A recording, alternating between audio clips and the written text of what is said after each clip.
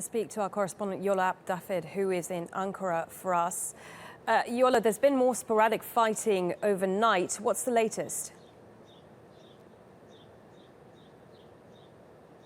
Well, the reports were around the second airport in Istanbul, Sabiha Gökçen, and there were a group of soldiers, according to the reports, that were trying to flee the country.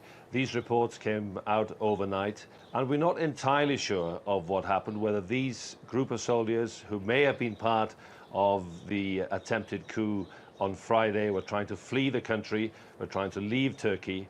There was a clash.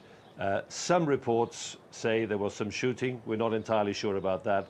But anyway, there was a clash, and these soldiers were caught while they were trying to leave the airport. I've seen pictures as well of this group. They were not dressed in army fatigues. They were dressed in plain clothes, and they were trying to leave the country, obviously, without being picked up. And many more people arrested. They continue to be arrested. What is the latest on that? Well, that figure of 6,000 people which have been detained since Friday, and an important development overnight. The military attaché for Turkey in Kuwait has been caught. He's been arrested, and he was arrested by the Saudi Arabian authorities in Saudi Arabia.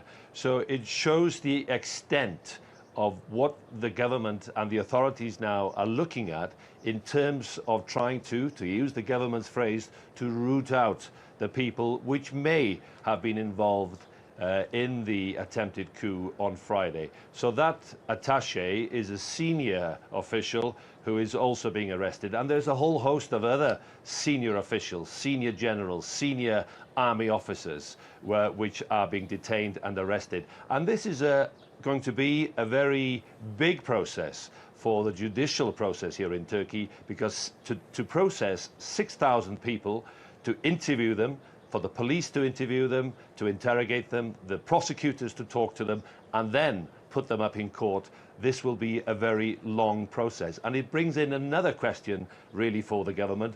What are they going to do to fill in the posts which are now empty, because all these different people, whether they are in political circles, in military circles, or indeed in government circles, who is going to do their job while these people are being detained? Now, there have been questions raised about bringing in the death penalty. The Prime Minister has been speaking in Ankara. Do we have any indication where the government stands on that? I think it was clear here in Ankara last night when the Prime Minister was addressing a large crowd in the middle of the city, and also what we've seen in Izmir, in Istanbul, and in other gatherings, that there is a popular feeling, you could argue, amongst a lot of people, whether these are ordinary citizens or whether indeed these are people with political affiliations. But a lot of people are asking for the death penalty. And we had the Prime Minister last night, also the President a few days ago, both of them saying, we hear you. We hear what you're actually saying in terms of trying to reinstate the death penalty. Now, this will be a very, very significant debate, because the death penalty has not been in motion here in Turkey for quite a long time, and that is the case in many, many other democratic countries as well. So for Turkey to be debating this, for the government to be debating, and the cabinet is meeting here in a few hours' time, we're not sure whether they will be debating that specifically, but the more we hear people shouting for the death penalty to be reinstated, the more pressure there'll be on the politicians and on the government and on the authorities to debate it, and that will be quite a significant change if it's reinstated.